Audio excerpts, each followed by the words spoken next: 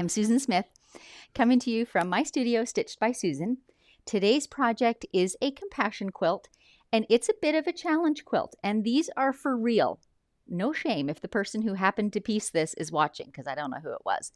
It happens to the best of us.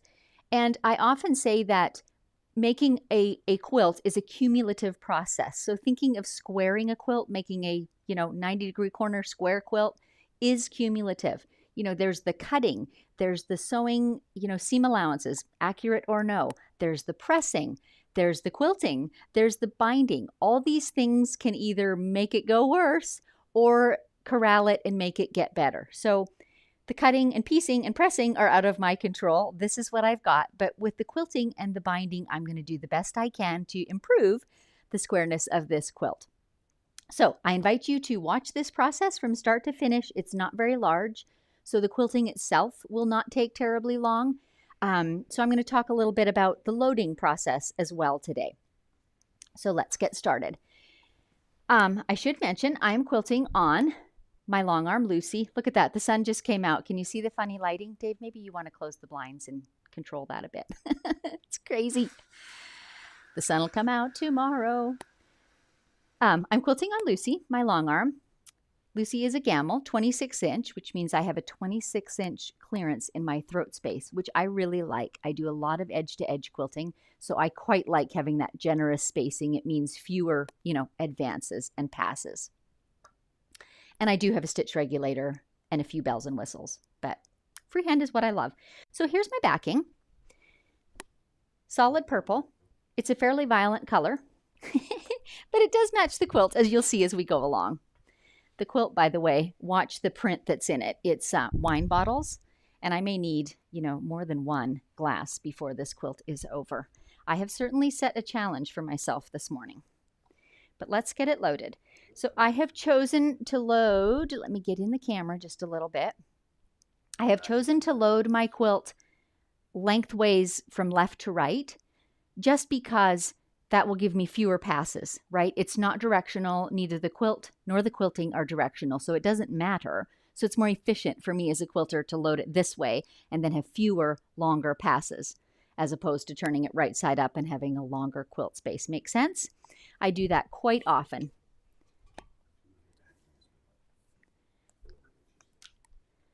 I'm just going to shift this a little bit for purposes of viewing on the camera. There we go.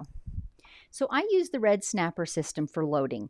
In my leader here, there's a little slim rod that runs through this seam, and it's about a 3/8 of an inch rod in there, and then I can just snap the edge of my quilt onto it.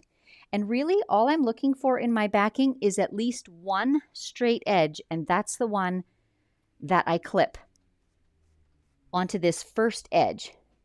And that would factor into my decision of which direction to load my quilt. If my straight edge was one of the sides, that would influence my loading. If my straight edge was the bottom or top, I might choose to load it differently for that reason. So all of those are things I just think about when I'm deciding which way to load. In this case, it's fairly straight on all four sides, so I'm free to do whatever is most convenient. So at that point, I'm just tossing my backing over the front side of my quilting machine. And then I'm going to come around to the front, and I've got a trusty little spray bottle, which you probably, let me see if I can get this on camera. Here we go. This is just water, and this is a huge time-saving trick. This backing has been folded for a while, so it has quite a few fold lines in it. I don't want to take the time to press it, so all I have to do is lightly mist the whole thing, and I'll go over to the other side and do that as well, and that will just soften out those creases beautifully. No pressing required.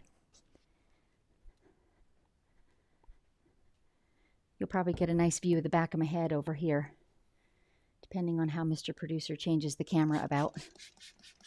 Okay, so we've just lightly misted the whole thing.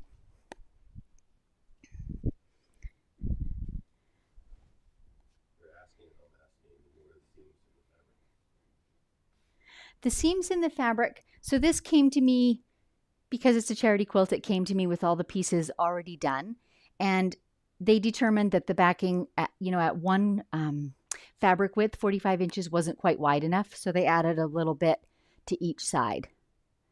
That's why, just to make it a little larger is all. If it was my quilt, I might have done the seams a little bit differently, but it's going to be fine. Okay, so here's the critical part. This needs to go smoothly over the backing. If I have it going crooked, can you see how these wrinkles appear kind of diagonally? That's a clue to me that it's not going straight over my rail, and I need it to go straight over my rail, and you'll see why in a moment. So I'm going to pull this again until that looks smooth and straight.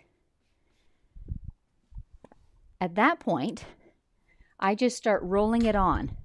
So that has saved me finding the center of my quilt, of my leader, of my backing, all those things I do not have to bother with at all using this loading method. It's really, really time saving.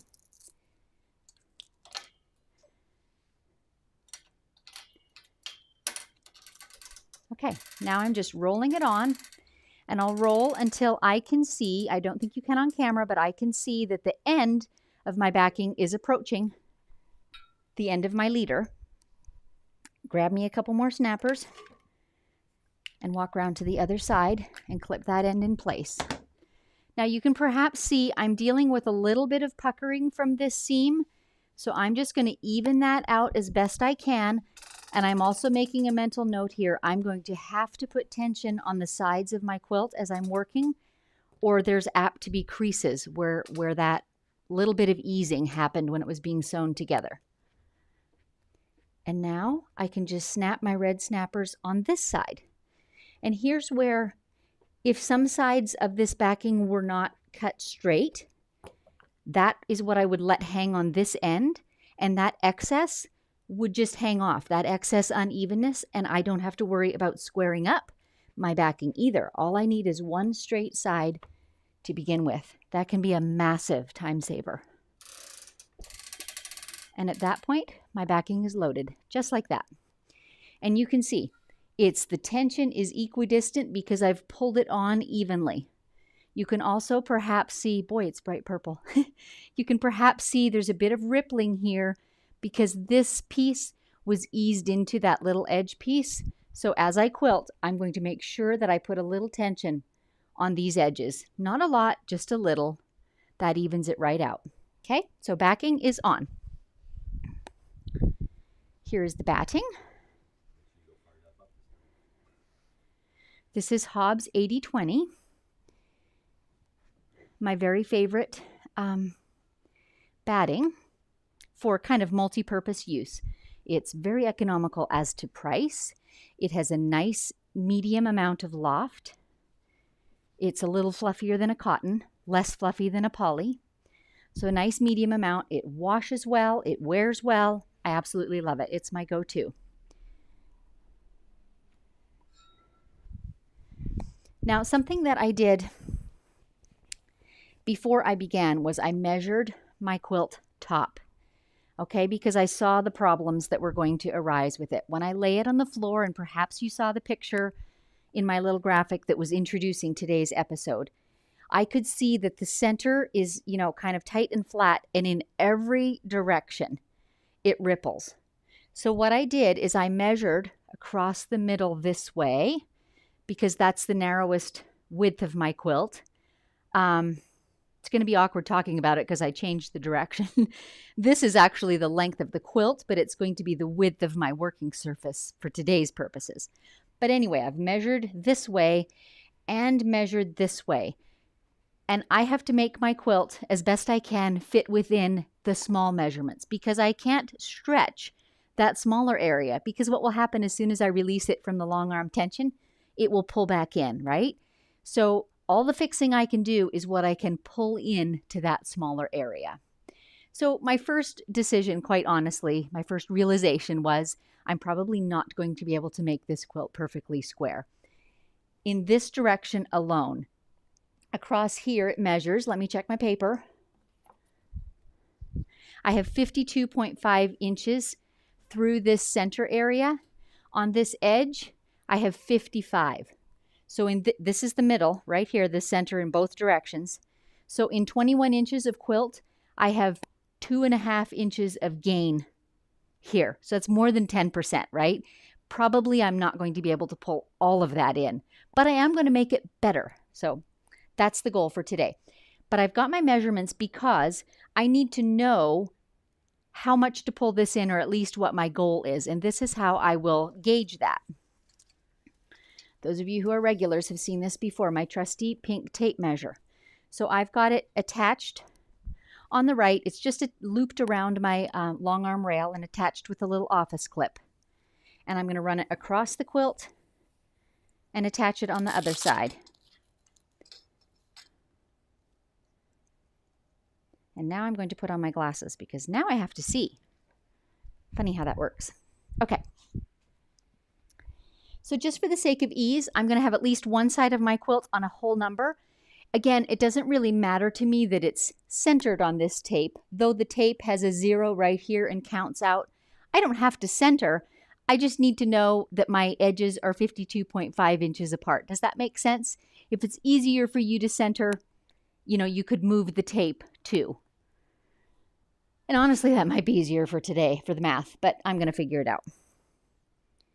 So I've got it at 15 on my left, okay, and I've got it at 37.5 on my right, and that's running through the middle, through the narrowest, most snug part.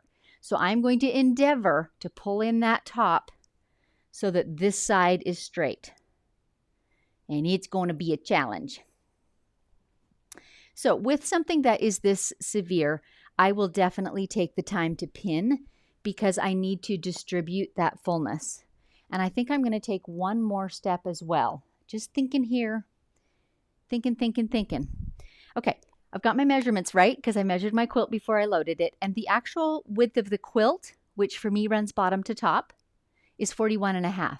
So that tells me my quilt will actually fit between these backing seams. Does that make sense? So it was good for the person who was stitching it to add them because I need that space to attach to my long arm. But I actually can place my quilt such that those will get trimmed off. Okay, so I'm going to make sure that my quilt is just below this seam, extension seam.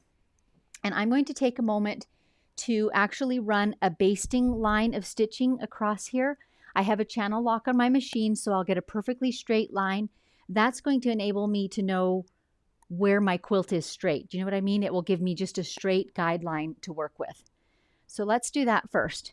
While I do that, you guys type in some questions because I actually realize I'm getting too comfortable doing lives. I realize I didn't set up my new color of thread. So I'm going to do that, and you fire off any questions that you may have. And I will be right back in camera in 1 second.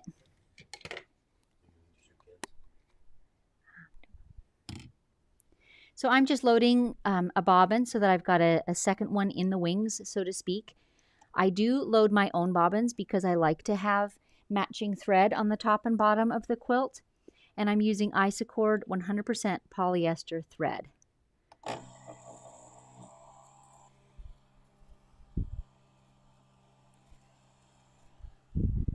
Okay, back in camera I come. So let's talk for a second about thread choices because I do have a quilt with multiple colors. Are there any questions coming in, Dave? I have a few, yeah. You want to come back to them? Sure, let's have a look at the questions. The one's a weather report. Oh, we're getting more weather reports coming in. Karen. Oh, of course, Karen's in South Africa. Silly lady. Just had an awesome swim and sitting in the lounge with husband and excited to get you live. I love the backing, my favorite color. Well, how fun that I could accommodate that. Judy, is there 2 seams in the backing? Yes. I don't think it is a sheet. It just is a flat piece of material. I think there's a good possibility. Let me get in camera. I think there's a good possibility that it's broadcloth and not cotton, which means it has some poly content in it. I'm not asking questions. I'm just quilting with what was given to me. But I should insert here. Yeah, I'll insert here. Part of my history is I come from a long line of quilters. My mom was a quilt maker, and she was one of the thought that you just make quilts with whatever you have, right? We lived in a remote area. We didn't have stores, definitely not quilting stores nearby. She did a lot of quilts that had poly cotton blends in them, and I have quilts that she made 50 years ago that are still going strong. So while I don't love it because it handles differently from cotton, and when they're mixed, you don't get perfect results. Yet it's very manageable, it's very doable, and it still makes a lovely quilt. And it is a beautiful color. I agree with Karen. So it's all good. Okay, one other thing that you can perhaps see, the seam allowances on the back go every which way, right, left, up, down. They flip back and forth. And I thought for a minute about taking the time to actually press it. This is not a very big quilt. It wouldn't take very long. However, they're actually sewn every which way as well. So again, I just concluded I'll make the best I can of what I've been given, and I'm just going to sew it down as is. We're going to do an edge-to-edge design, so it's just going to be all over. There's no stitching in the ditch, so it doesn't really matter to me which way they go. So I've decided that too. We're just going to accept it as is and move on. I always say consistency is our goal, but not perfection, because it's handmade, right? So that's true of our quilting designs, but that's also true of the quilt itself. So I can appreciate that someone took the time to piece this quilt, and I'm just going to make it the very best I can, and then it's going to go on to someone who will love it and use it.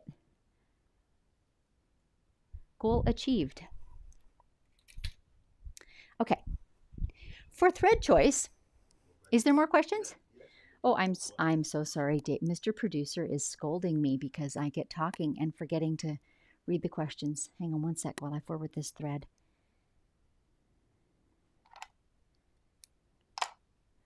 Okay. Joan, for the batting, do you put the pebbly side toward the top or the back? Do you know, Joan, for the Hobbs 80-20, in my personal opinion, I don't find that it matters. I have heard people say it messes with their tension, so it's better one way than the other. My machine does not seem to care, so I don't care. How's that for an answer? I forget what your first name was. Anyway, OMG, light bulb moment. Never got how you didn't have to square the side on the second leader, but I do now. Perfect. Huge, huge time saver. You'll love it. Karen, I know you don't make, do you want to change cameras, Dave? Because then I wouldn't have to keep back and forth. There we go. Karen, I know you don't make a top basting line on your batting, but can really understand why you are doing today. Lovely to see how versatile you are. Oh, LF is Lori. Yep, thank you. Dave's got that. Yes, Karen, I think that's important to assess the quilt that you're working on and what steps you need to take. I don't always pin either, but I'm going to today. Any more? That's it. Okay, let's get started.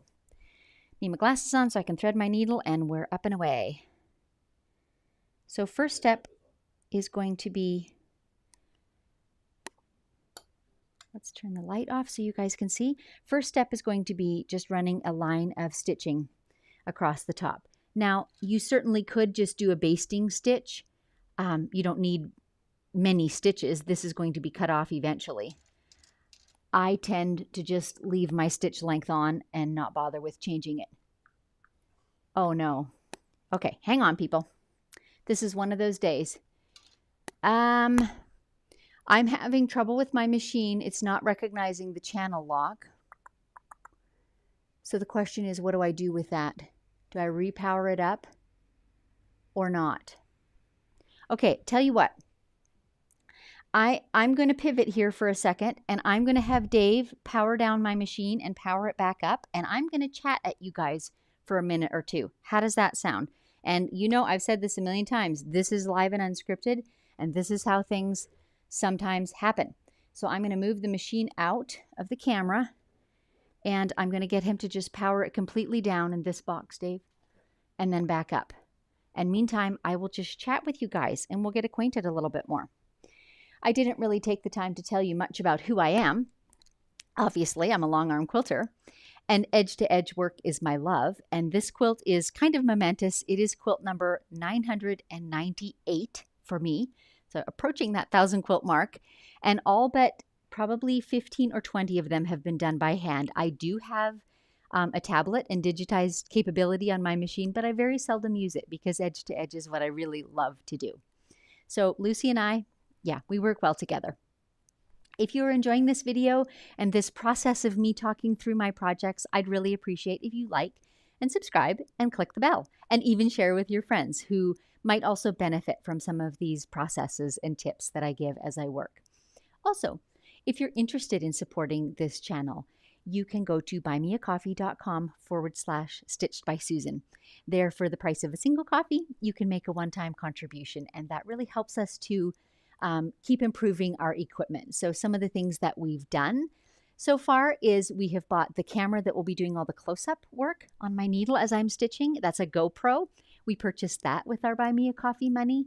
And we recently got Dave a new desk because all these months he has literally carried from his studio his computer, the hard drives, all the wires, the router, etc., into my studio. And now we got him a rolling desk, so everything is fixed. He just has to unplug one or two things, roll down the hall, plug them back in. I mean, I'm oversimplifying. It still takes a bit of time, but it has made it much, much easier. So thank you to all of you who have contributed. You've been very generous, and we appreciate it. So our commitment is to just keep improving and learning as we go. Also, if you're interested in listening to things while you quilt or sew or bake bread or do laundry, I also have a podcast, and it's called Measure Twice, Cut Once, and Other Life Lessons Learned from Quilters. And most of the episodes are interview style, so I invite guests into my virtual studio, and we just chat about their crafty journey. So this week's episode was a weaver, Chris Acton, and she was just so joyful and enthusiastic, and it was just a great chat about how she loves and has learned to love the process of weaving, and it's become a lifelong passion for her. So there's all of that. Let's see if our channel lock is working yet. No. Okay. Yes, please.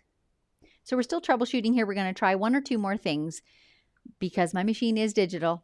It works through Wi-Fi, so we're just disconnecting and reconnecting and seeing if that works. And if it doesn't, at that point, I'm going to pivot and just work without those channel locks. I've done that before. I can do it again, right?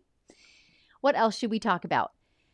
I'll reiterate again that these live and unscripted episodes happen on the first and third Friday of each month. And they are always a project. So sometimes right from loading through quilting, sometimes I have featured things like splicing batting, so it didn't involve the whole loading up process of the quilt. But in any event, it's just inviting you into my studio to see as I work through something that maybe has challenges or conundrums or processes that I think would be helpful to other long arm quilters. I do still remember the feeling in my early long arm days of, there were just so many decisions and so many options out there, and how do you choose and what's the right way or the best way? So I don't know that the way I show you is the right way, but it's the way I do things, and I'm still learning too. So when I learn other tips from other quilters, I appreciate that. So I hope this can be the same for you, just a chance to kind of see how one woman does it and see if it works for you as well. Okay, how are we doing here? It's not connecting. Lucy is not cooperating. Well, what else can we talk about? I'm going to take just one or two more minutes, so I'm sorry to delay for you guys, but it would really be helpful to have that channel lock, and Dave's still working here off to my left and trying to get that fixed. I'll tell you a little bit more about myself, I guess. I came from a long line of quilters. I have quilts in my home that were made by 5 generations of women. So, yeah, quilts, if you looked at my DNA under a microscope, you'd probably see quilting thread. That's in my blood. But of course, I'm the first generation to do machine quilting because that didn't exist even when my mom was making quilts. So I did grow up learning to initially to cut without a rotary cutter. So one piece at a time, we would mark and cut out the quilt pieces. I learned to sew on a treadle sewing machine, and I learned to hand quilt with my mom. So all those are skills that I have. I still have that treadle sewing machine in my studio today, and I still sew on it from time to time. I do find that to be relaxing and sort of grounding, just to kind of go back to the simple rhythm of it. It is a bit like, patting your head and rubbing your stomach, because you've got to turn the flywheel and guide the fabric and treadle with your feet all at the same time. It's really fun. If you've never used a treadle, you should try it sometime. So that's kind of my story, and we are booting up one last time, and this is the final attempt. I will not keep you anymore. We're just going to get at sewing. Lucy's still thinking. Yeah, Dave says, did we mention this is live and unscripted? This is exactly how working on a quilt sometimes looks in my studio. Elevate. And by the way, if you quilt as a business, this is something that you should consider. Is this sort of kind of time-consuming hiccup happens, right? And you need to allow for that in your time allowance for what it takes to do a quilt. So when I clock quilts and sort of calculate or estimate what time I think the next quilt is going to take, I always add in a bit of margin for sort of the unexpected, for undoing, for tension problems, and for things like this. But the happy news is we're in business. I hear the click of my channel lock happening. Dave says there are a couple questions, so let me just get this in place and we will take those questions and have a look at them. Okay, 1 second, we'll get this basting line in, and then I can be pinning the quilt while we talk. How does that sound?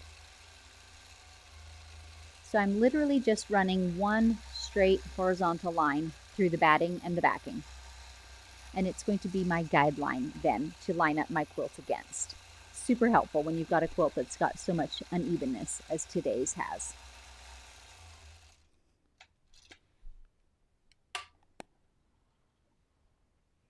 And we won't even scold Lucy. We're just grateful that she works without a hitch most of the time. All right. I will get a handful of pins and be pinning while we're talking. Bear with me for 1 second while I kind of get this lined up.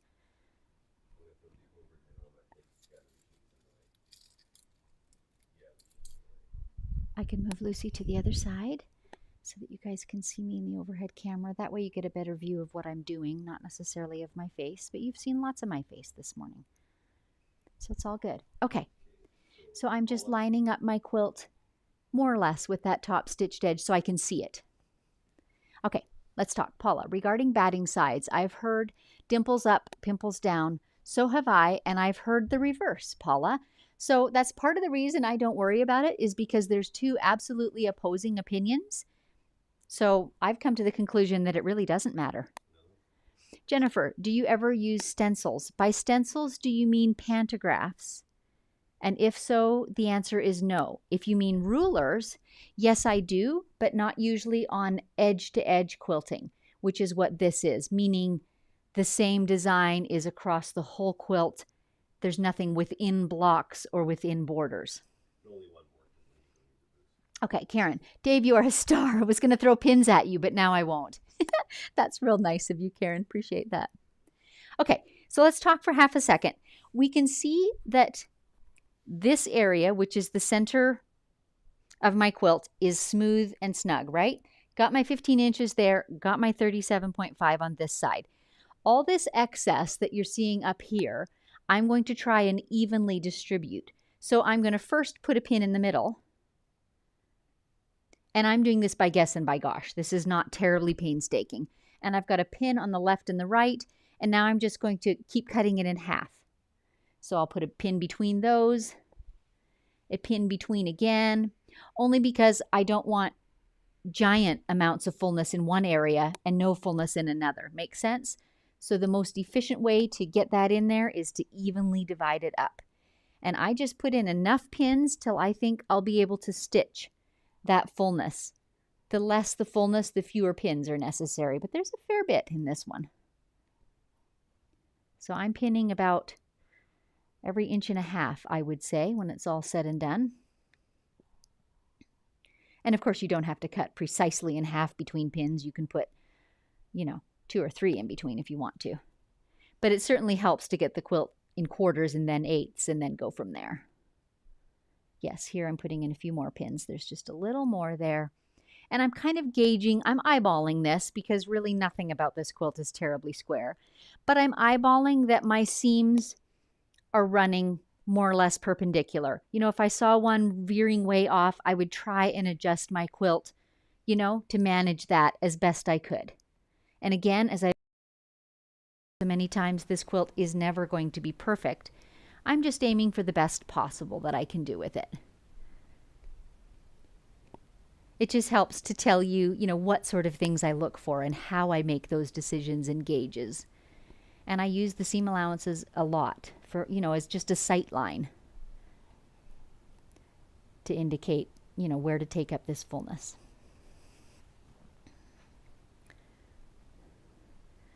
And remember, as I said, we've got about 10% increase of fabric along this edge compared to what's here. There's 2.5 inches being eased in.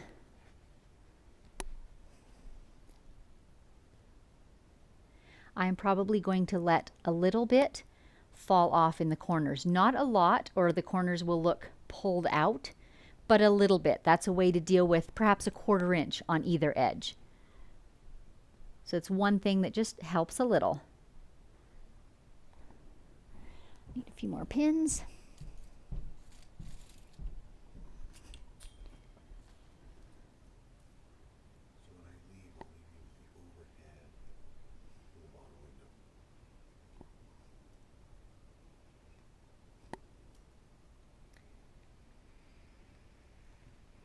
So interestingly, today, as a side note, I mentioned in my intro that we were having snowy and rainy weather. So the road conditions are very poor right now.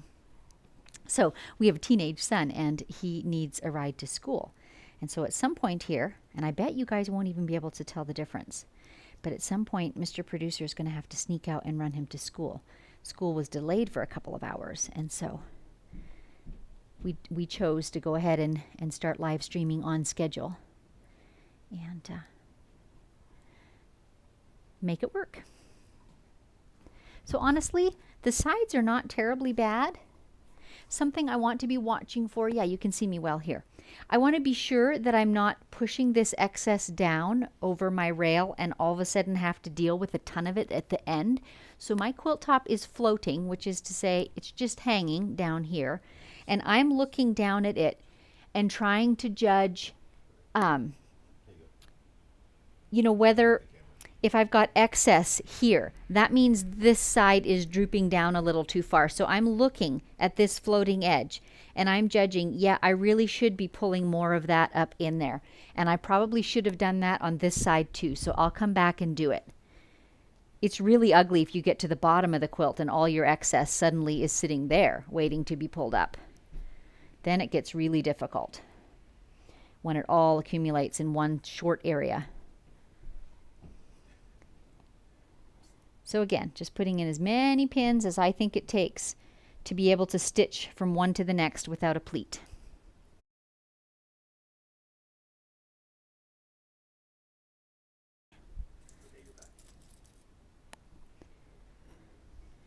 So here I do have a little more fullness here than I had there, and the reason for that is I was looking at this seam line and I want this seam line to remain pretty straight. If I were to pull up here, this would really curve up. So that's a bit of a balancing act. You know, you do you.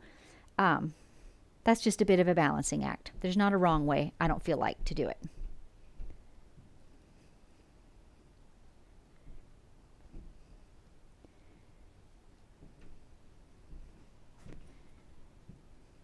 So I'm just going to pull up this left, for me, left edge a little more. Put a few more pins in.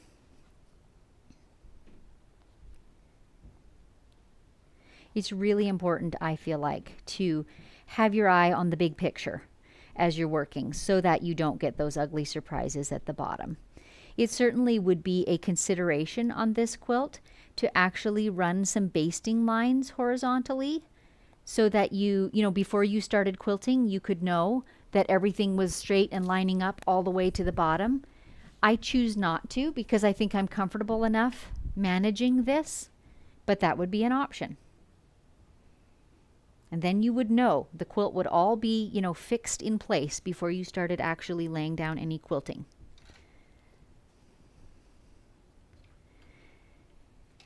So now we come to the basting. This is fairly important, and I'm going to tell you about several ways to deal with this excess and bulk. And the first one you're going to see going up this side, which is I'm going to put some tension on my machine at the area that's already been stitched. So let me stitch a little way and then show you. So now this front has been stitched. If I put some weight on my thumb there, that pulls this fabric under the hopper foot and needle just a smidge faster. That's the simplest way to take up a little bit of slack. Okay. If I have more slack than that is dealing with, then I actually pull on the edge that's already been stitched. Pull on that little bit of seam allowance, if you will. That will pull even more fabric under the needle. Okay, so that's kind of second level. And my basting is probably not going to look really pretty, but I'm doing it very close to the fabric, and so it doesn't matter. It's all going to fall in the binding. So if my stitches bobble a bit, I don't care. And I have my channel lock off, actually, because I'm having to make these adjustments. So again, I'm alternating between pressure, where it's already been stitched, and pulling. And also, I just crossed a seam allowance that was partially coming unstitched, so I just went back and forth over it a couple times to really reinforce it. And now I'm at the top edge. And we're going to talk about a third way to get excess fabric under the needle. If I had really bad bobbles between pins that I did not think I could stitch across without a pleat, this is what I would do. I would take my channel lock off and I would actually stitch on and off in a little ripple fashion. That is the way stitching to take up the most possible excess fabric. Again, keeping it within the seam allowance of the binding ensures that the stitching won't show, so it doesn't have to be pretty. The scallops don't have to be even. Nobody's checking. You just have to have your channel lock off in order to do that. The thing is, because I had my basting line under here, and so I have a straight edge on my quilt, I don't really have to have the channel lock. The edge of my quilt is straight. So I can just stitch across it, bobbling when I need to, straight stitching when I can. And I just work slowly and feed it in there under the hopper foot. And then you'll see this will all come together. And I will mention one other way to deal with excess fabric, which I'm not going to demonstrate today, but I'll tell you about. And that is with spray starch. So just a commercial laundry spray starch takes up quite a lot of excess in fabric. It works better on 100% cotton than on a blend. But literally, I would just spray the whole border of this quilt, the whole outer probably 4 inches, and wet it with starch. Leave it to sit for 15 or 20 minutes, and some percentage of excess will just be pulled up by that starch. So that is a fourth option. So with all those things in your arsenal, you should be able to deal with a cranky quilt. I have an almost pleat right there, but not quite, not quite.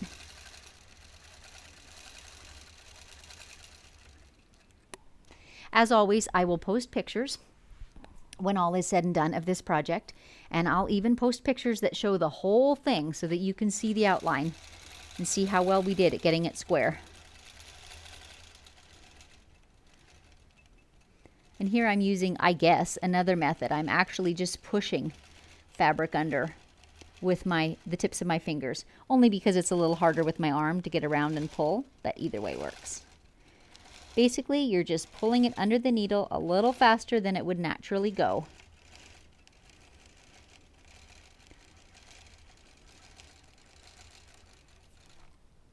And there we have it.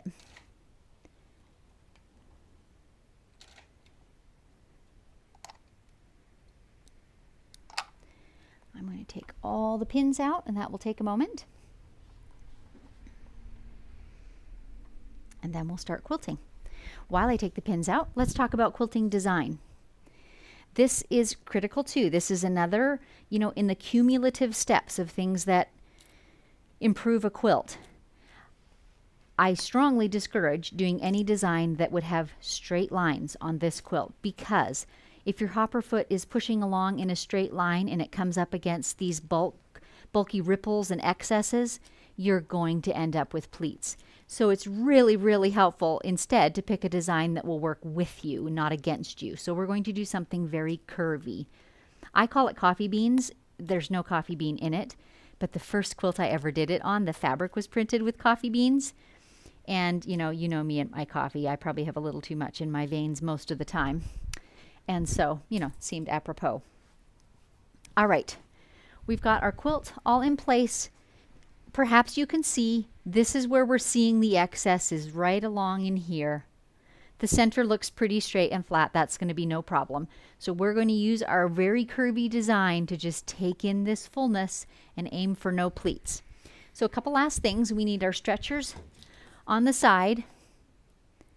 So these are also the Red Snapper brand. They came with my Red Snapper set, and I do love them. However, I'm not brand specific. What I like best about them is they're long, because I have a 26-inch throat. I like to have a gripper that's as long as I can manage in my throat size, as opposed to having one clamp pulling here and one clamp pulling here. So if you can find any brand that does that, that serves the purpose. There are wooden ones, there are acrylic ones, there's all kinds of, I call them stretchers, clamps. I'm not sure what the proper term is.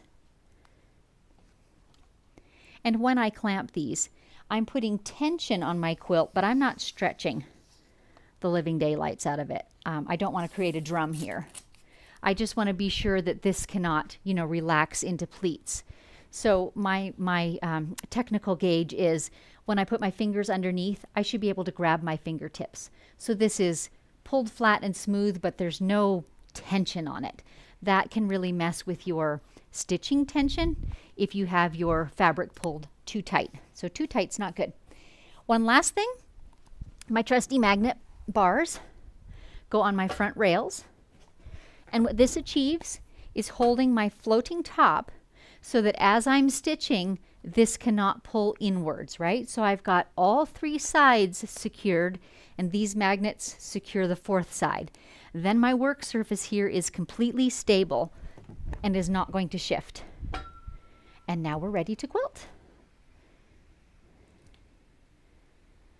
It's a little tricky to get back on the quilt with all those clamps on there. I'm just going to put my trusty yardsticks under my end straps to kind of hold them up just a little. They're sagging a little bit. Anything long and straight will do this too. Curtain rods, you name it. For today, just for cuz, I'm going to start in the top right-hand corner. Doesn't matter if you start top left or right. You'll see as I work my way down the quilt, I alternate the direction of my passes. So doesn't matter which one you start at. And off we go to coffee beans.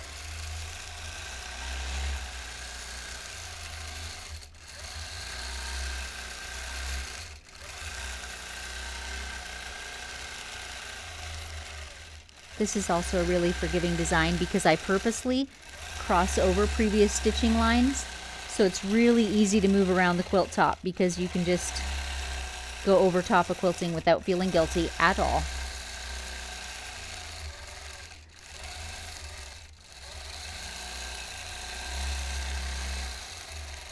Now for me, this is probably going to end up being quilted largely one-handed with my left hand kind of manipulating the fabric. If you're not comfortable doing that, I've talked in several other episodes about the can of beans trick. For me, it's a couple cans of vegetables, but it's literally where I take some canned goods and rest them on my quilt on both sides of my quilting area, and that little bit of tension helps to take up the excess in the areas where there's a bit of bubbles going on. So if you're not comfortable doing that with your left hand, employ a couple of soup cans to do that for you.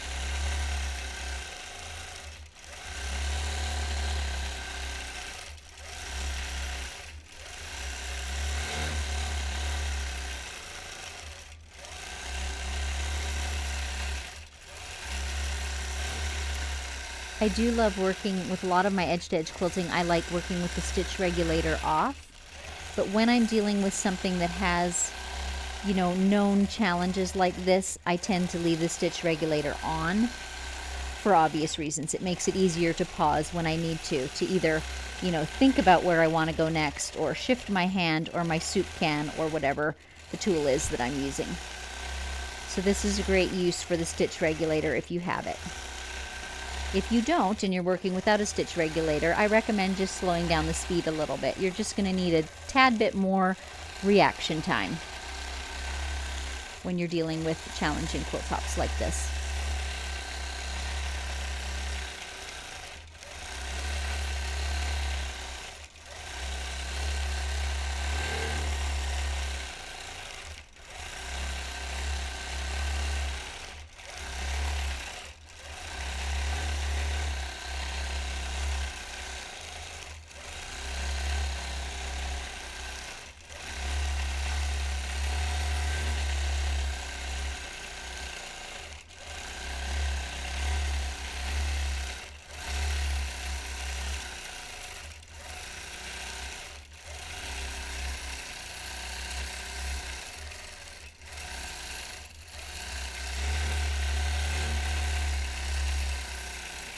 You can see how this design is super flexible in terms of moving around the quilt. I can echo, I can cross over, I can do any of those things to travel to wherever I think needs a little more touching up, a little more quilting.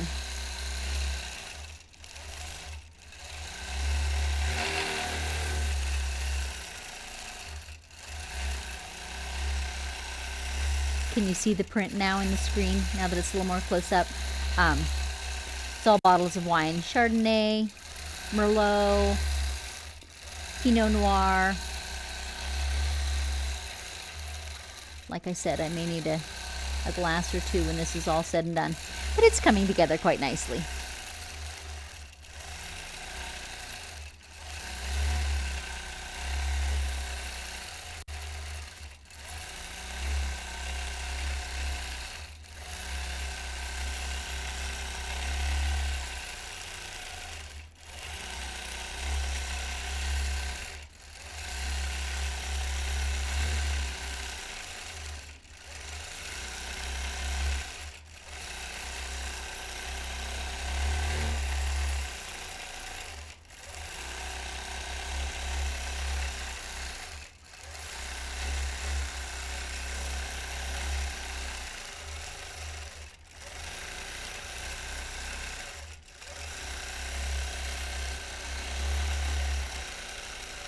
This design, by the way, is excellent practice for making round circles.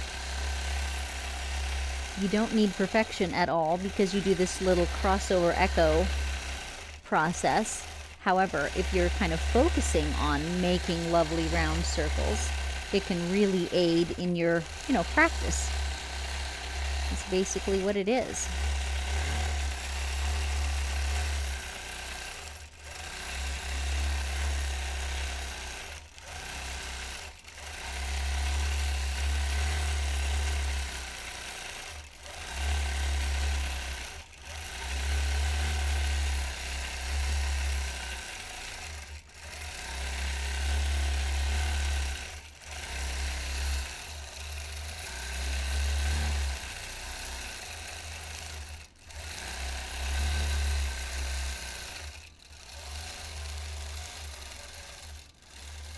That right there, I think, is about the most ripply area of the quilt. And we managed it. There's a little bulge between two of the circles, but I feel like that will completely disappear, when it's laundered. Okay, so I've just run out of bobbin thread, so let's talk about that for a sec. This is just personal choice. I choose not to have a bobbin monitoring or counter on. I just let my bobbin run out. Just because every time I change thread types, or depending on the mood my bobbin winder is in, it's not always very accurate to have that counter on, at least on my machine. And also it's wasteful of thread, if you're stopping 5 yards early every time. So I prefer to just let my bobbin run out. But then the downside of it is I have to undo a couple inches because there was no proper tension on the bobbin thread for the last few inches. So I'm okay with that. And in this case, I'm undoing a little further just because it's difficult to splice and restart the thread on a nice round circle. So I'm actually going to back up to an area that's got a little busier stitching. I could back up all the way to a point, but that would take quite a while. So I'm just going to, well, you know, maybe I'm just going to call it good right there. I have the prerogative of changing my mind, don't I? Okay, so just moving Lucy off to the side and grabbing my bobbin, which I've had refilling. So I mentioned earlier, I like to use matching bobbin thread, and while I'm at a camera, this is how long it takes for me to go to my freestanding winder, insert a new bobbin, and push the start button. And then when I'm ready, my next bobbin will be all set for me. So that's all how long it takes. I know some quilters absolutely love the pre-wound bobbins. If that works for you, great. But I do love using the matching color. And I have very few tension problems because I have the same thread top and bottom as well. So I'm just overlapping about 1/4 inch of my previous stitching. And I'm going to lock stitch 4 or 5 times, just a hair apart from each other. And that will lock it in place. And as soon as I have a point to pause at, I will trim. I don't know what I did with my scissors. There they are. I will trim my little thread tails, and no one will ever know. And I usually, by the way, have a cup on my machine for my thread tails. But when Dave was working on Lucy this morning, he took that off, so I'll have to get it back.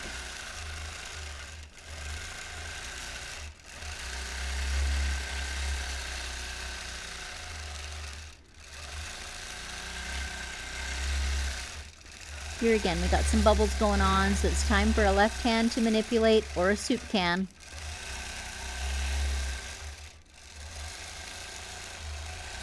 I'm just kind of stretching the fabric a little bit, really over the nose of my long arm. It's right under here, and I'm just that little bit of stretching it over that nose.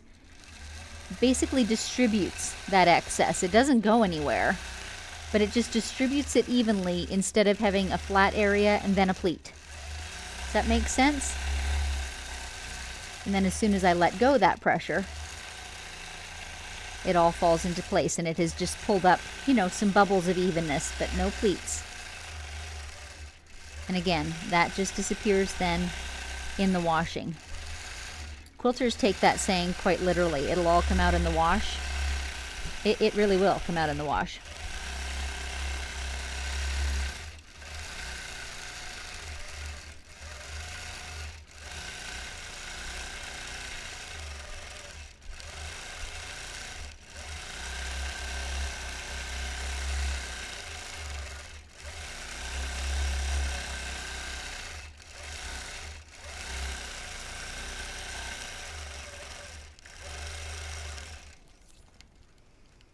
Moving my seam ripper in my way there.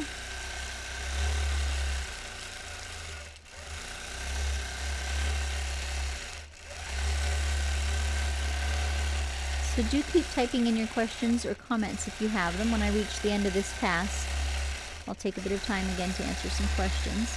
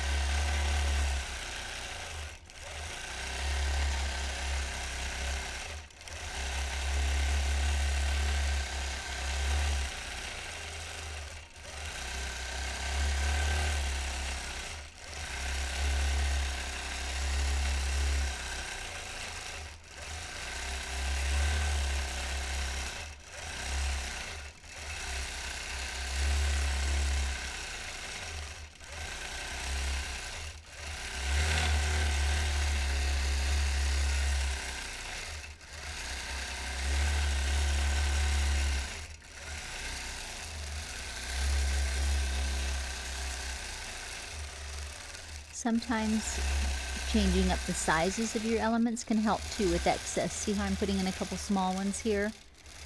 Again, this design is very good for that because I'm already mixing sizes throughout it. I'm doing smaller and larger circles. So that gives me options.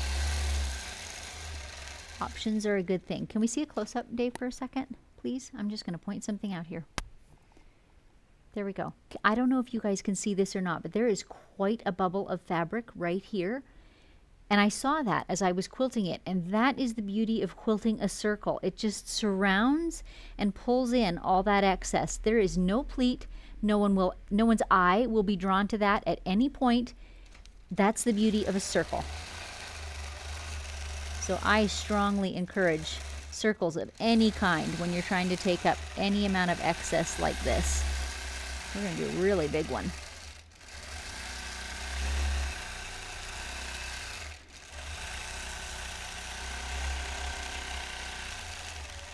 Circles, loops. I mean, this is my coffee bean design, as I said, but loops or double loops, any of those rounded things will really take up this excess in an almost magical way. It's like a magic trick in a quilter's toolbox.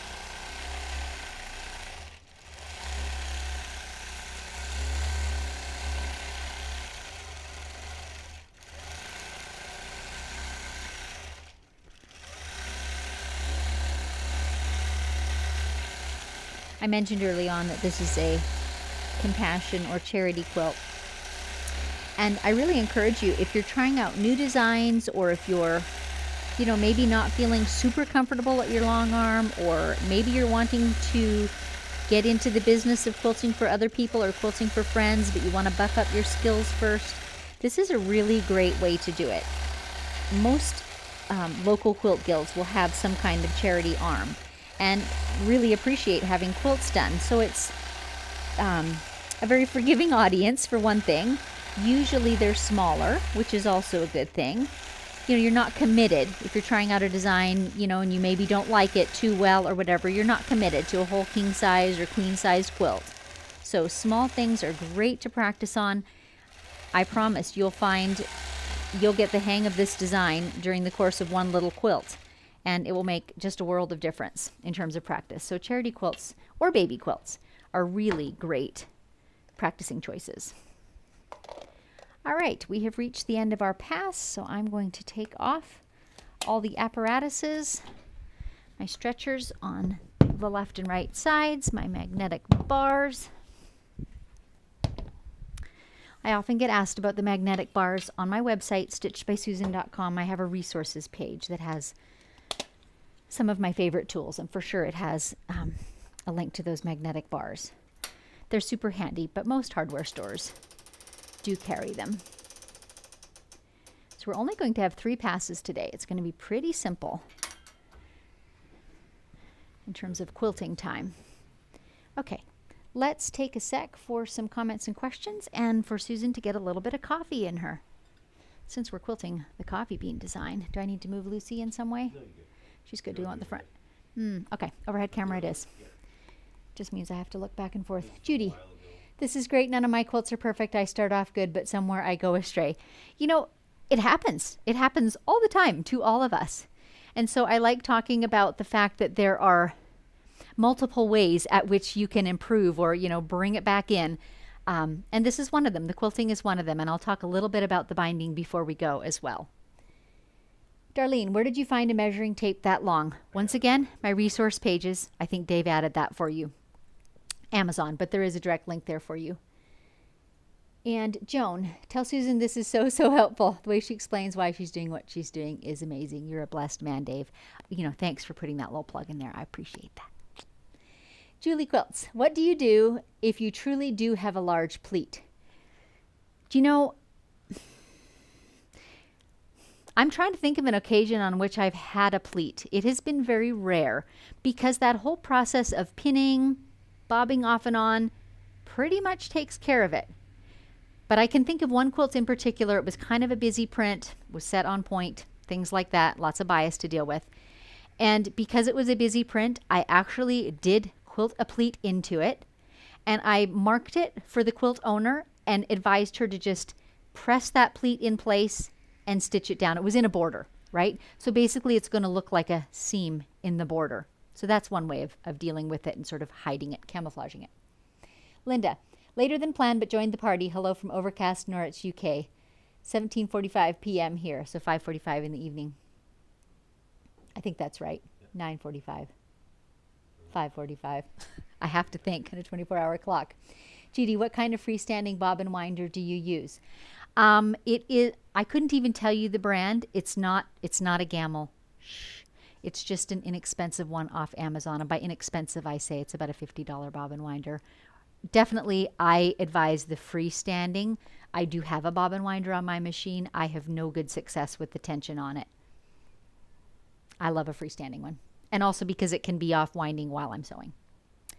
Lori, if your bobbin change didn't come out as clean as you wanted it to, is it okay to put a tiny drop of fray check on the spot to ensure that the threads don't come loose, or is that not a good idea? Can't say I've ever done that because I don't know that that will hold a thread end.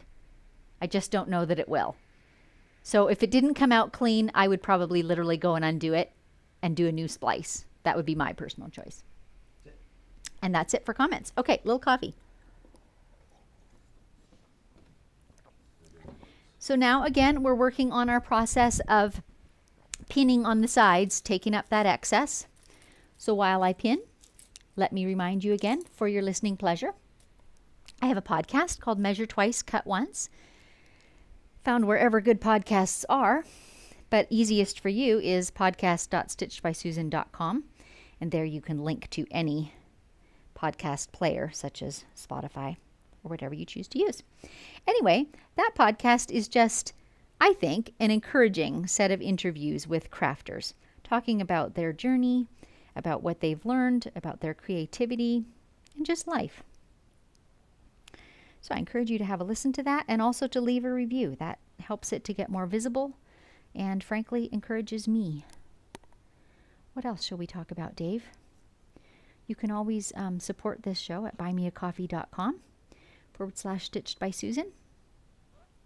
We have a little membership special running there right now where if you sign up for a repeating membership, I have just a few published patterns. And I'm moving over to only selling them via PDF, but I have a few printed ones left.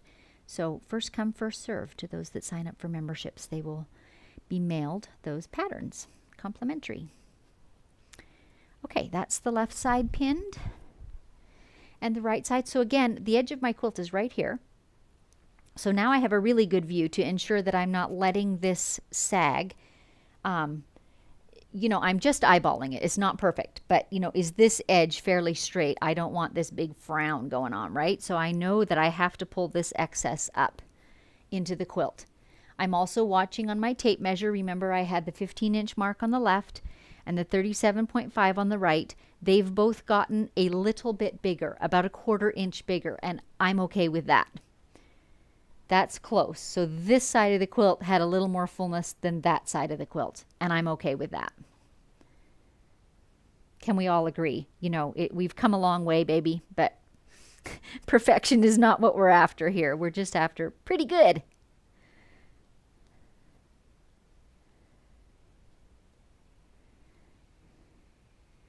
And I personally do not put my stretchers onto my backing until after I've got the basting in place. I feel like if I do them first, my backing is apt to be more tight than my top. Does that make sense? So I like to leave them both relaxed while I'm doing this pinning and basting process.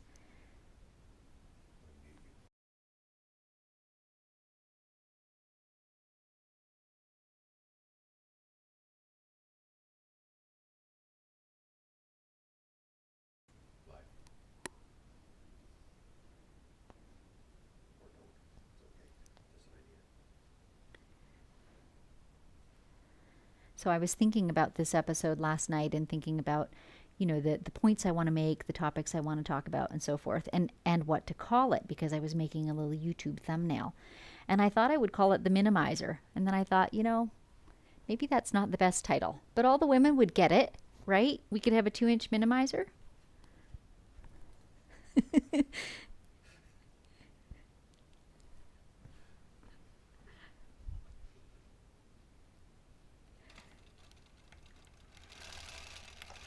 You should tell me in the comments. Would that be just a little too far to name this episode the 2-inch minimizer? So again, I'm basting down the left. I'm just using all my methods, pulling the area that's been stitched, using my fingertips to tuck under the hopper foot, all the ways to just keep that excess feeding evenly under there so that it doesn't push up against the next pin.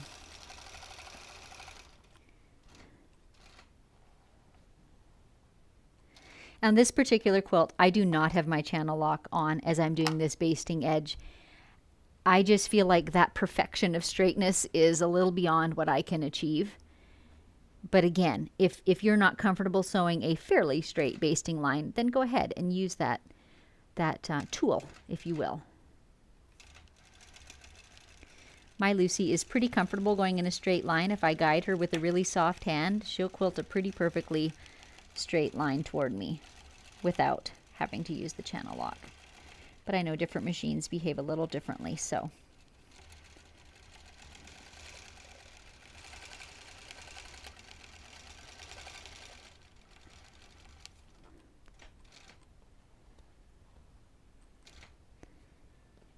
Alrighty.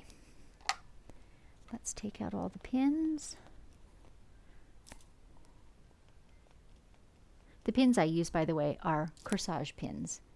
So they're quite a bit sturdier than your typical machine sewing pin. And I do like that. And they're quite long as well. They're about 2.5 inches long. Okay, get Lucy sort of out of the way.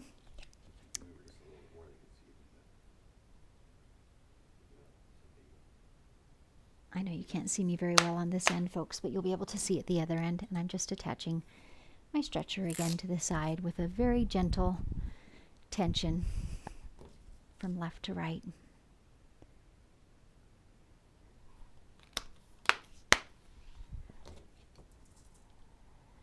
There we go. And magnets on the front.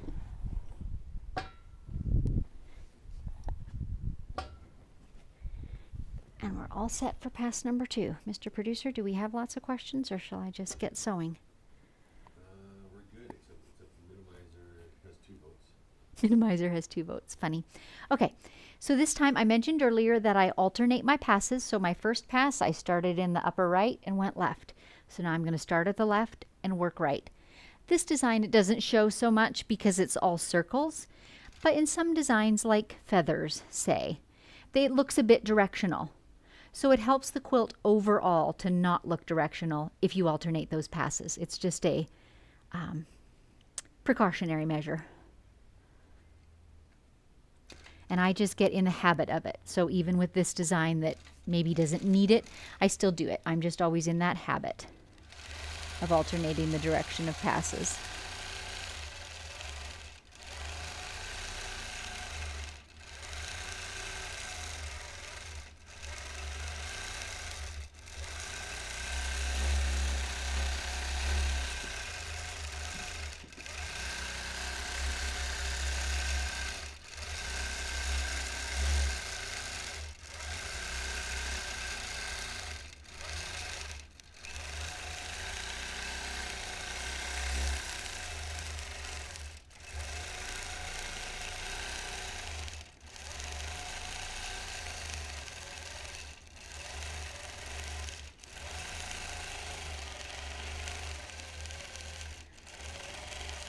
Can you see how just stretching the fabric over the nose of Lucy is just enabling those circles to pull in a whole bunch?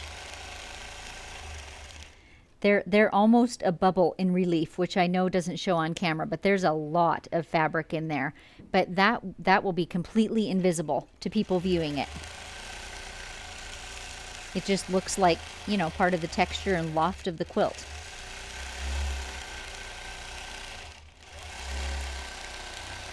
And I consider that a result.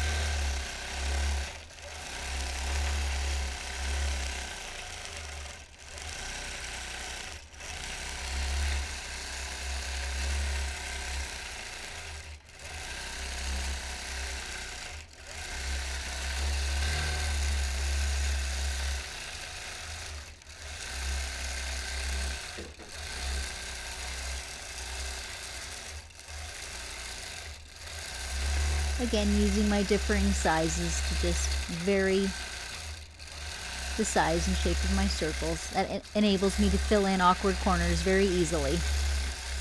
Because I'm doing it all the time, you know, varying that size, larger, smaller, etc., it doesn't look odd to have a tiny one tucked in here and there.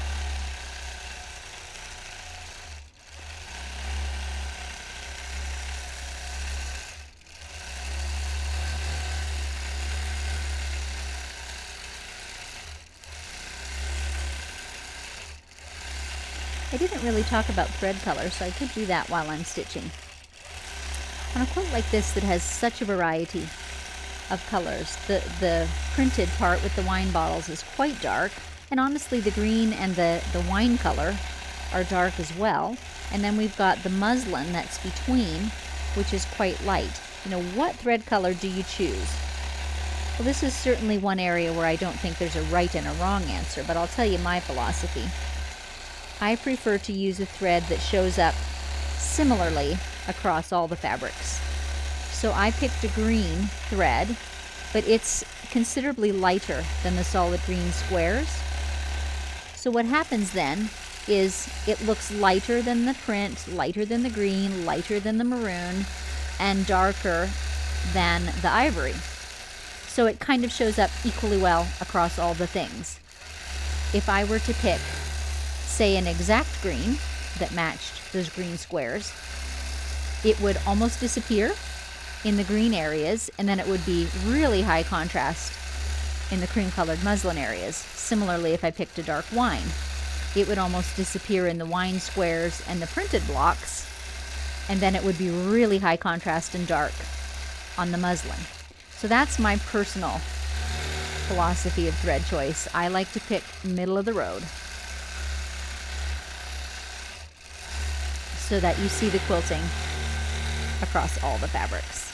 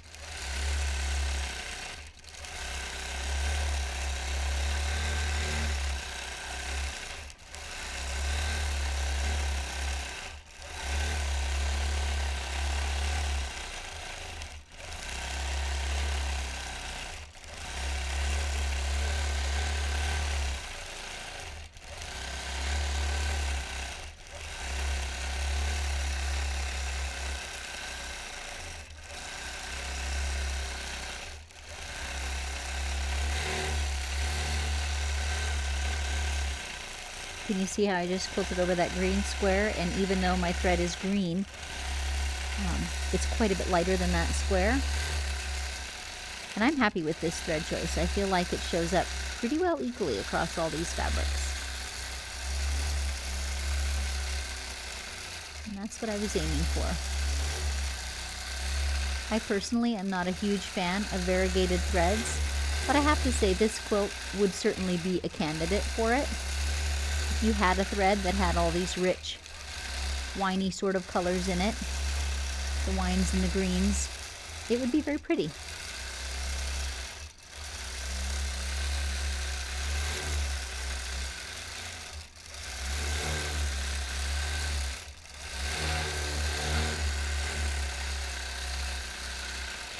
Now we're getting in a good Riesling and a Cabernet Sauvignon. Oh my goodness.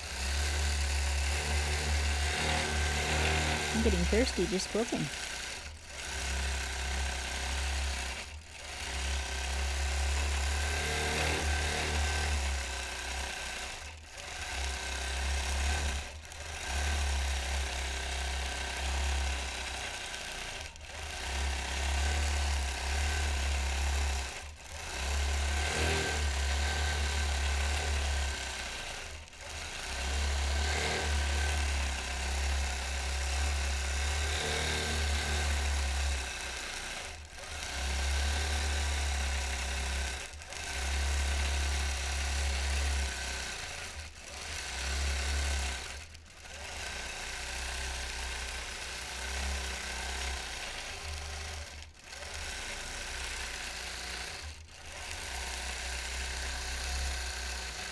I really slowed down my pace. Here I'm coming to, the bits that need extra attention again.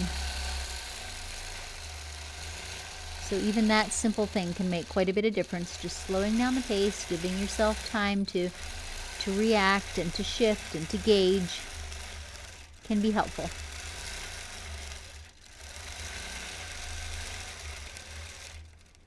Where was I?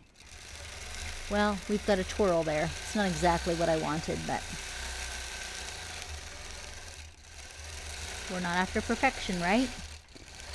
We are all about handmade.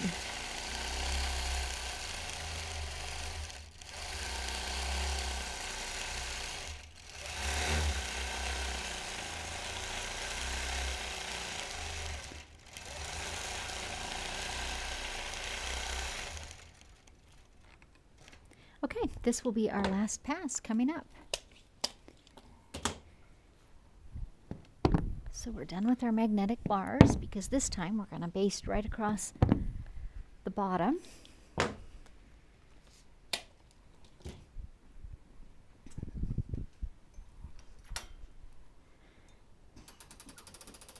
And I leave my needle down as I'm advancing. You certainly could break thread, but you don't have to. And now if you can see, I think you can, right here, right in under here is the other seam allowance of the backing. So I've kept the quilt between those two seams, which is perfect. Now when this quilt gets trimmed up, those seams will be trimmed off and the backing will all be in one piece. So whoever pieced this backing, and I don't know who pieced the quilt or the backing, they did a great job of thinking that through. So it actually was wise of them, which camera am I on? It was wise of them to put a piece on each end because it allowed me to have enough space to attach it to the long arm and then remove it later. If they had put it all on one side, I couldn't have avoided that seam. Does that make sense? So they did think it through really well.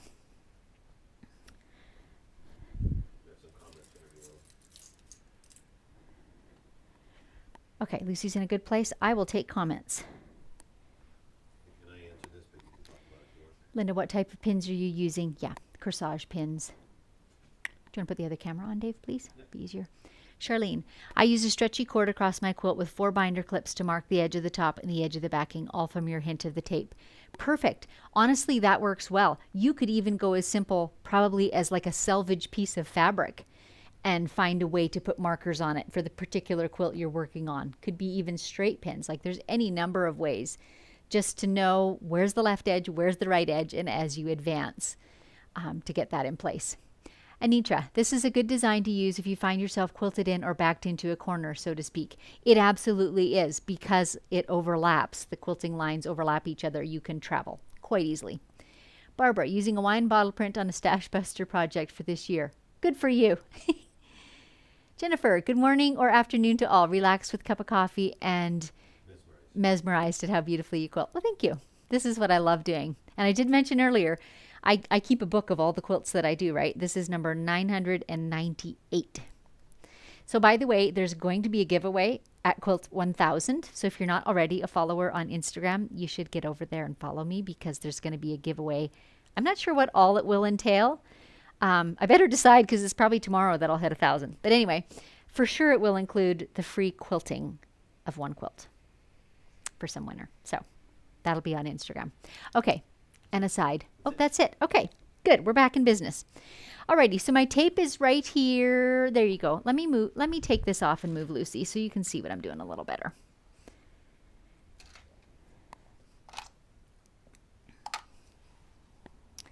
Okay, Lucy is off to the other side.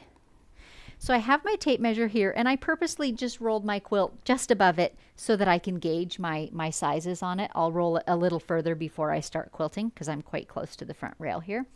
So again, I've got my 15 on the left, pretty darn close. I'm actually hitting 38 on the right. So I've gained a ½ an inch on this side of the quilt. I can maybe pull that in about a ¼ inch. And then I'll let about another 1/8. I'll kind of stitch in a little further, and we're going to call that good enough, okay? And I'm not asking, I'm just saying that's good enough. So I'm going to go ahead and pin both sides downwards, and then I'll work my way across all that stuff in the center. And this is indeed going to be the most challenging bit. There is a lot of fabric in there.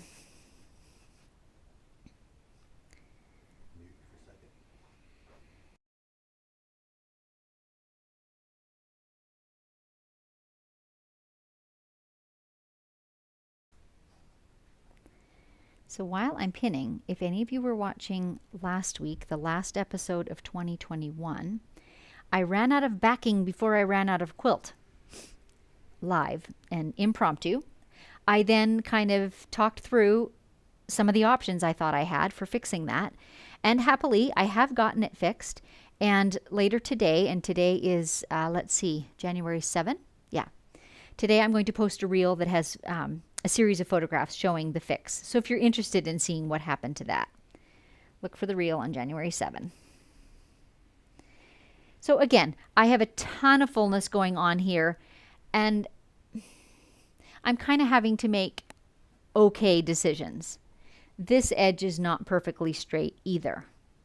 So I'm going to go back and pull up my end a little, and then I'm going to decide to be satisfied with better, because that's all we're going to get, I believe, out of this quilt. While you're doing this, I have a retaining it from Joanne Parker. Like even right in here, it's very long, so I'm just going to have to try. I'm going to try as I quilt it to take up this big bubble of stuff right there. We'll see.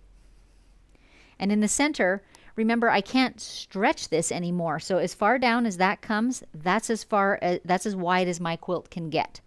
So I'm trying to push my corners up to equal it. I'm not going to quite make it.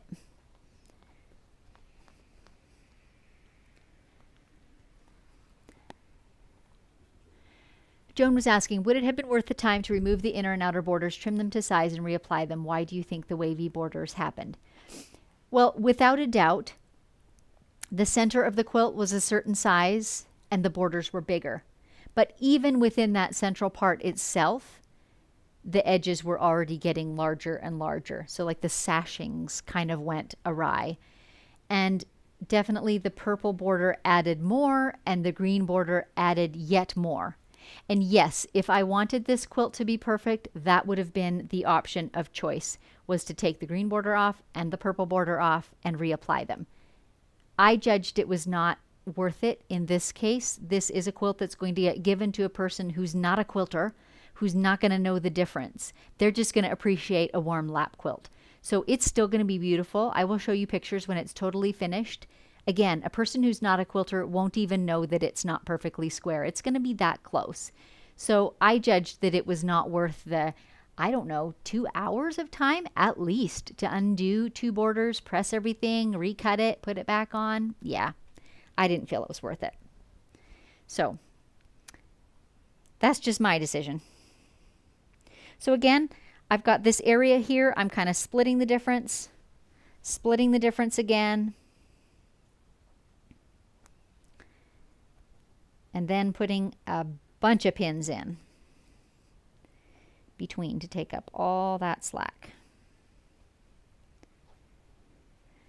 So this will take a minute. So if you do have questions or comments or thoughts, now's a good time to type them in, and Dave will tell me as they arrive, because this is going to take a lot of pins. I'm pinning every inch now, and I'm having to adjust some of them just to try to make that fullness manageable.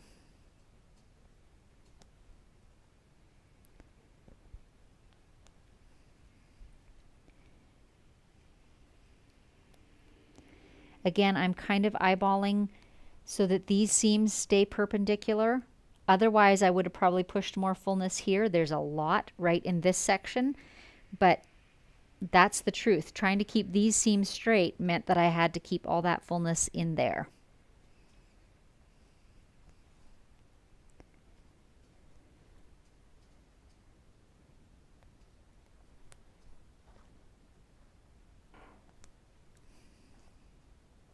I mentioned the corsage pins. They're pretty critical. They're a really sturdy pin because when you push down and then you twist the pin in order to make the end come up, you can't do that with a regular sewing pin. It will just bend. Even long sewing pins, you really need the robustness of a corsage pin or a hat pin. I think some call it. I don't know if it's really as big as a hat pin, but what I bought is corsage pins, and I just got them at the local craft store. And every so often I replace them. They do get dull. You can feel the resistance when you're trying to pin sometimes, and then I just throw that pin away in my sharps container and every so often replace them. But remember, 998 quilts. I think I've only replaced my pins once, so not too bad.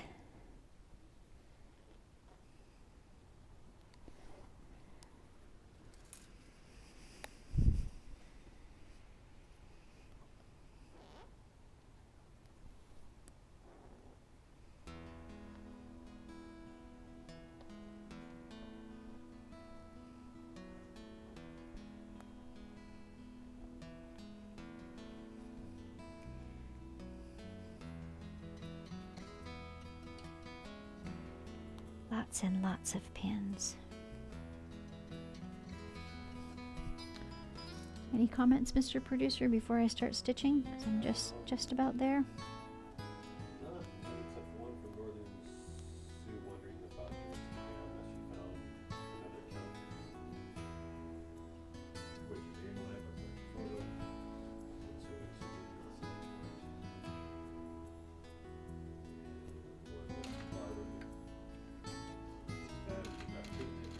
So it's Oh, I need to put my side stretchers on.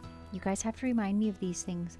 Sometimes I get, I'm thinking about what I want to say next and I forget the little steps. I'm thinking I almost need, a flight check, like pilots have. Check this, check this, check this. Okay, ready to sew. Ready for takeoff.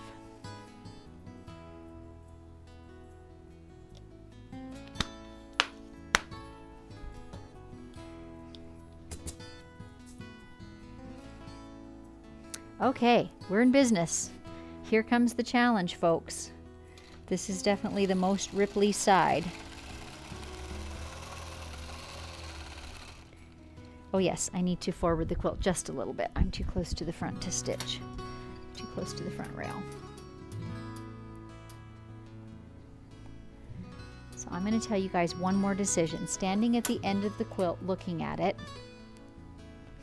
I can see that this line is not perfect. You can hardly see my hands, but this front line is not perfectly straight because I have fiddled with it. So A, I'm going to make a couple of adjustments to make that look a little straighter, and B, I will probably take the channel lock off when I stitch across it. That's not too bad. Really, I could do one of two things. I could put the channel lock on, make that outer edge of the quilt straight, and then it might not be parallel to the inner border. Does that make sense? Or I can leave the channel lock off. These lines will remain parallel, but the edge of the quilt might do this a little bit. And when I say a little bit, it's still less than 1/4 inch. I'm going to choose to leave the channel locks off because I know I'm going to have to do some wavy stitching. Right? So that's how I came to that decision. And I do stitch over my pins. I do it all the time. I just do it slowly. Knock on wood, I have never broken a pin or a needle doing it so far.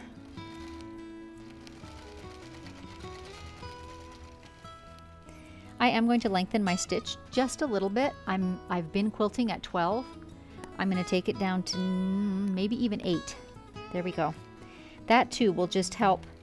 The larger stitches will help pull a little more excess under. And one probably could do a basting stitch across here. I don't use my basting stitch very often, so this is kind of my go-to method, but by all means try it. Let me know how it works for you. As you can see, I'm pulling what's already been stitched, so that what has not yet been stitched is just pulling under the needle a little faster.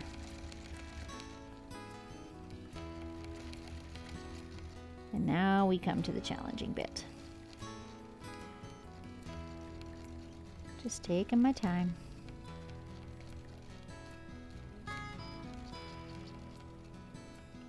I'm managing it even without wavy stitches.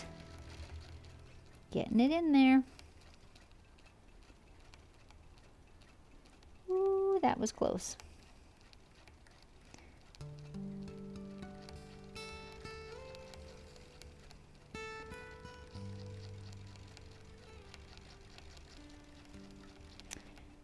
Look at that. We're doing it.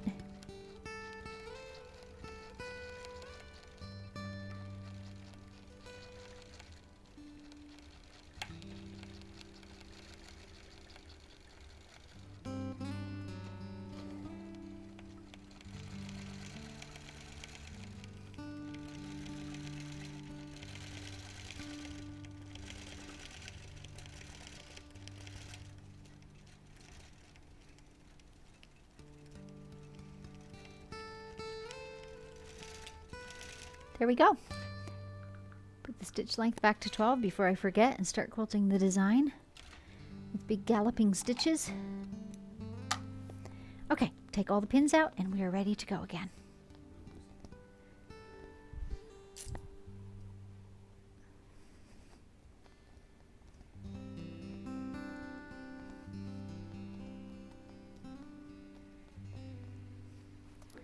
So while I quilt this pass, I'm going to talk a little bit about binding. If there are comments now, let's take them, because then I'm going to talk kind of on another topic. Okay, I'm ready. If you want to turn the front camera on. Barbara, just got my pink tape measures. They're so helpful, but writing down the numbers is a necessity. Yes, yes. Let me, I'm trying to move Lucy out of the way. I know, Dave, but I can't go over the edge thingy. Okay. Terry, have you used a variegated thread, and when would you use it? Well, I did mention that briefly. I think this quilt is a decent candidate for it. The thing is, I tend not to stock them because, you know, if I had a thread that had the wine, the green, and the cream in it, for example, how often do I have a quilt that has those colors? I may never see one again. So I personally choose to go and stock my studio with solids. I stick with solids. But that's a personal preference. If you love variegated, be my guest. Karen, I'm excited to see the last section, E to E. Looks incredible already. It's coming together. I'm pleased. I'm pleased. Jennifer, thank you for all the teaching you do, and your voice is like Grandma's, and it brings back all the time we spent together before she passed away. Well, I'm happy that it's pleasant. And, you know, I'm okay with being a grandma, too. I am a grandma, so it's all right. Okay, Karen, is hubby still watching with you, Dave? Oh, so was there a conversation I missed, I gather? No, I just asked that question. Here's the answer. Oh, okay. He asked you the question, and here's the answer. Dave, I'd love to say yes, but no, he's tired of me talking quilting. He has a lovely fish tank for 6 months now, and every time I mention quilting, he responds with fish stories. Competition! Once I caught a fish this big.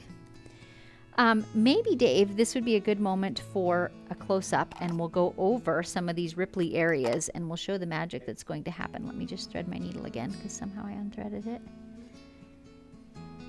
Bear with me. Okay. Can you guys see? I know you can. All this ripply going on here. So this is what we're going to try to quilt in with our circles. So there's quite a bit. That's the side that had the 2.5 inches of additional, more than 10% additional fabric. So last pass was left to right. This one's right to left.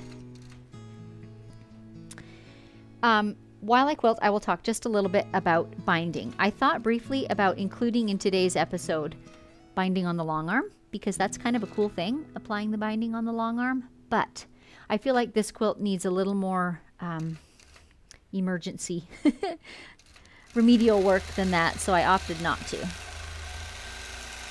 Look, I just stitched my tail in. But remember early on I was talking about how I feel like getting a square quilt is a cumulative effort. You know, it starts with the cutting and the piecing and the pressing. All these things work together to try to produce a square quilt. And at any of those levels, you know, you can do some remedial things.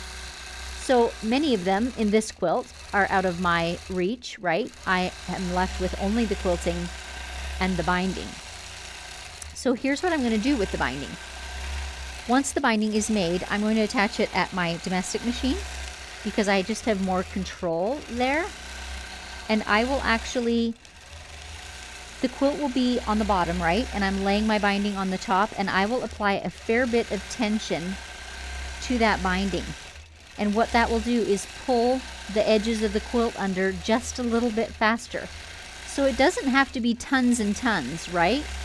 So, I mean, let's talk about it in mathematical terms. We've said that there's 10% extra fabric along the edges of this quilt. What percentage do you think I've taken up with quilting? I'm thinking probably 7 or 8. I've made a real good dent in pulling up all that excess. So what remains then is perhaps 2 or 3%. So all I need to do is put a little tension on that binding to pull in that wavy edge a bit more.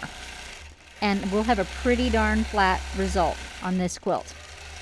Conversely, if I did not pay attention to that, and if I sat at my machine, and especially if I put a little tension on the quilt and stretched it at all underneath my binding, I would be undoing the 7 or 8% that I've gained today, and I would be recreating that wavy border.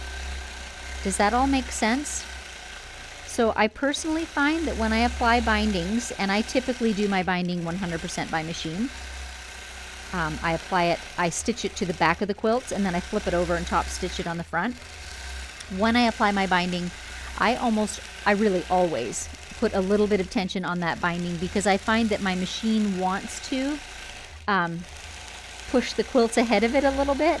So you need to experiment a bit at your machine, because every machine handles it a little differently.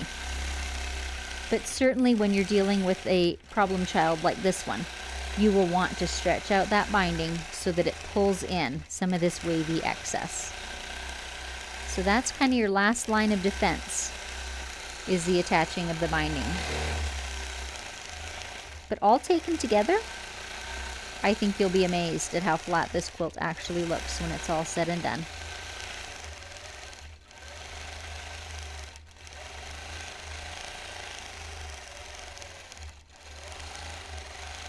Every one of these bubbles looks like a little puffy pillow. There's so much fabric on the inside of it. And that's a good thing. That's what I'm trying to do. That's what I counted on my bubbles doing for me. They're kind of doing the heavy lifting.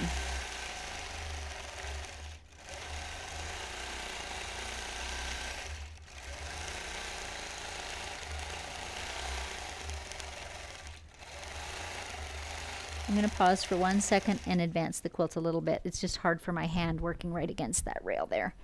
And I might as well make it easier on myself.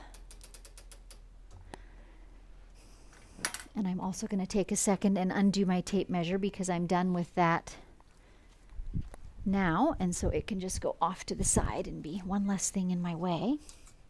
All right, back to business. Polyester cotton thread. Someone is asking, is the thread polyester or cotton. It is 100% polyester.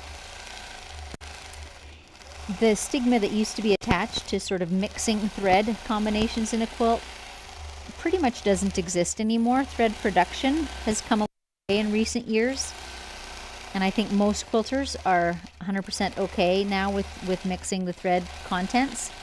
What I like about polyester, about Isacord in particular, is that it was developed for embroidery machines, you know, commercial ones that do caps and chef's aprons and things like that. And so it is intended to use at very high speed. So it's strong, it's resilient, it has a little bit of give to it. So it works beautifully on a long arm machine because it needs all those same features, right? And also Isacord, this particular brand, has over 300 colors, and I love that too. So it's my thread brand of choice at this point. There are other poly threads out there with similar properties. I just have not worked with them a lot, so I don't have much to say about them.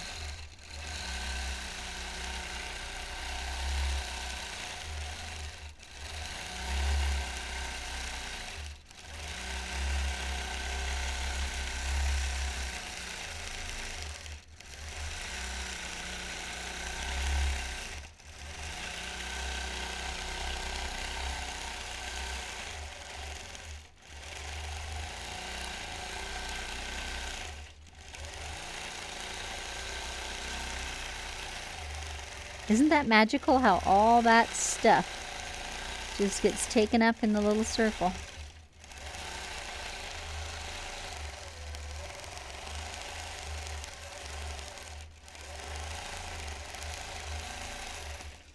Here we've got a lot. What are we going to do there? I'm going to make a smaller circle, and I'm going to let there be a bubble. I think that's the worst area I've seen, and I'm going to call that satisfactory. So there's not actually a pleat, there is definitely a bubble. But again, when this quilt is laundered, I think that that will just disappear into the fluffiness of it.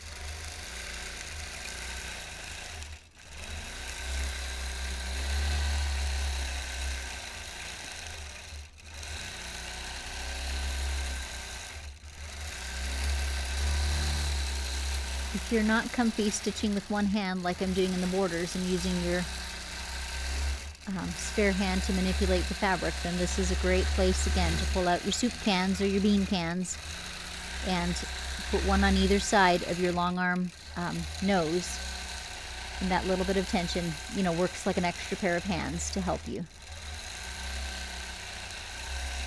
All it's doing is distributing the fullness relatively equally by putting that little bit of stretch on it. And the beauty of cans is if you set them long ways in front of you, they'll roll as you come close to them with the long arm, and you don't have to constantly be moving them. The one that's ahead of you will roll right out of your way.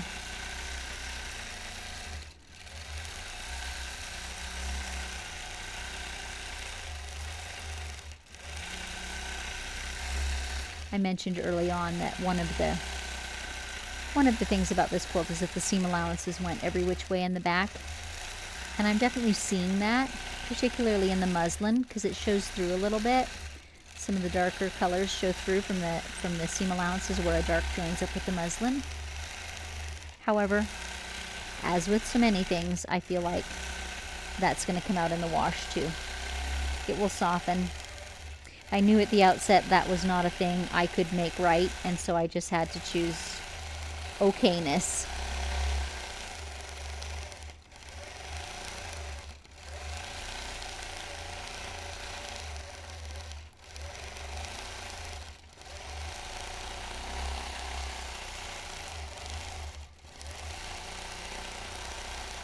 Oh, we got a tiny pleat. What are we going to do? I'll tell you what I'm going to do, although I probably will not do it on camera. It is small enough. When we are finished quilting and when I've got this unloaded off the long arm, I will spritz that with a bit of water and run a fingernail sharply over it. And it will take the actual sharp pleat out, and it will just, like, it's about 2 threads wide. They'll just look like bulky fullness like the other circles, but it will take the actual fold out of it. So that's another neat little trick for tiny pleats anyways. Moisture and a sharp fingernail brushed across it.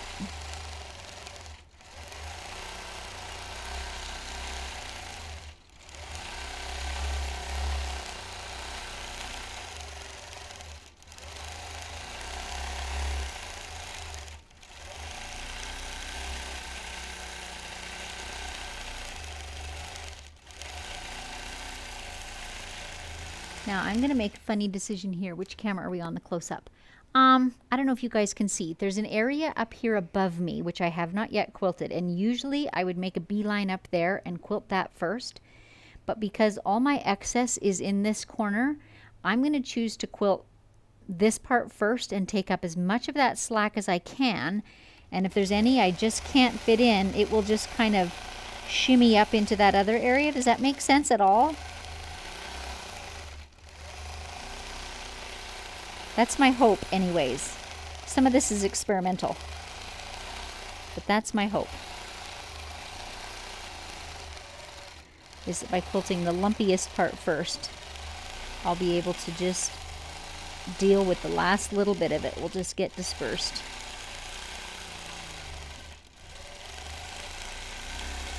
And I believe it's working.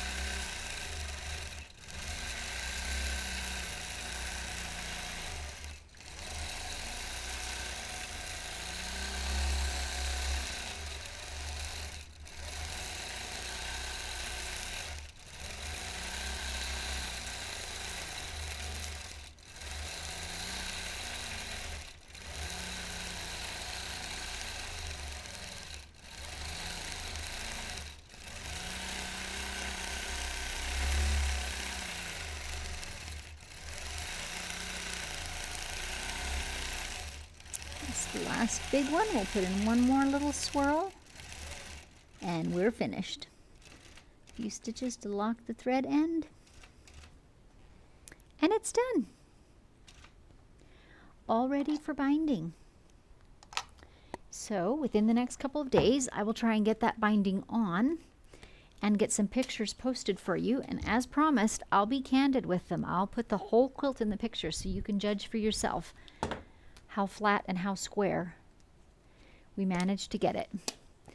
If you want to put the close-up camera on, Dave, I'll pan over a couple of these areas just for a moment and just give a little recap. So here's the area where I got the tiny, tiny pleat. Can you see that? So after I've released it off the long arm, I'm just going to hit that with a little spray of water and run my fingernail across that, and as a pleat it will disappear and it will just be a fullness. And again, comes out in the wash, right? And probably the most problematic area is right here. So there is definitely fullness there. Had I tried to which way? There we go. Okay, got it. Had I tried to quilt over that in any way, I would have gotten a pleat. So my choice was to leave this area actually unquilted. It's not any bigger than some of my circles, so it's not going to catch the eye in the sense that it has no quilting in it. And you just, as the quilt gets laundered, that's just going to remain puffy. I think that is really by far the most problematic area. You're seeing the rest of it and it's all looking pretty darn good. So I would say that's a result. I'm going to grab my coffee cup, get the last of your comments, So once again, do please like and subscribe and share if you're enjoying these episodes. My aim is to help as many quilters as I can. So sharing this really helps me get visibility, and I appreciate that. I think the answer is fine. Jennifer, polyester cotton thread, I did answer that. It's 100% poly. Northern Sue, will you use the walking foot to apply the binding to this quilt or no? Well, the short answer is no, because I don't actually have one for my machine. I do so many bindings, and I've gotten so used to just doing them with my regular 1/4 inch foot that's what I do. And I'm just used to manipulating the fabric. Karen, binding is not my favorite part of quilting. I don't know if it's my favorite either, but again, I've done so many, I've gotten fairly speedy at it. That's the beauty of doing it over and over again, so it's okay. Jennifer, what weight thread do you use? For the quilting, I assume you mean it is a 40 weight thread. That is what Isacord's main line is. Occasionally I quilt with other things, but mostly a 40 weight. Lori, when you say you use the same thread top and bottom, do you mean the same brand and type? Do you ever do one color on top and another color on the bottom of the same brand type? Very good question. I typically like to use identical top and bottom. Occasionally I will stray into using a few shades apart top and bottom, or even similar hues like a mid-green and a mid-gray or something like that. I don't quilt with like a red and a white or a white and a black unless the client is absolutely adamant about it, because even if the tension is perfect, that other color shows through the needle holes. In my experience, there is no way to make that not show, and it doesn't look good. So I just don't even offer to do that for clients because I'm never happy with the results. That's my point of view. Charlene, if not asked before, how large are your circles? Hard to tell. Good question. So I'm not talking the little knob on the end, but the whole circle. The smallest ones are about 1.25 inches. The largest ones are 3 inches, about. That's approximate. Jennifer, where is the sign up for your class? If you mean my master class, currently it is a waiting list. If you go to my website, there's a master class page, and there's lots and lots of information there if you want to read about it. And feel free to email me as well, info@stitchedbysusan.com, and I'll help you out there. I think that Is that it for comments? Good. Well, this has been a challenge, and I think a pretty good result, all things considered. So I do love this. I do love showing how I approach quilts that have real conundrums in them, and show kind of what can be done, and how much really a quilt that was not stellar can be bettered. So that was fun. Thank you all so much for joining me. Once again, first and third Friday of every month, I'm on YouTube doing these live and unscripted episodes, and I try to send out newsletters in advance to say what the next topic or quilt might be. Watch there, and also watch on my Facebook page, Stitched by Susan, and I'll try and post about it. So thanks again for joining me. Happy quilting!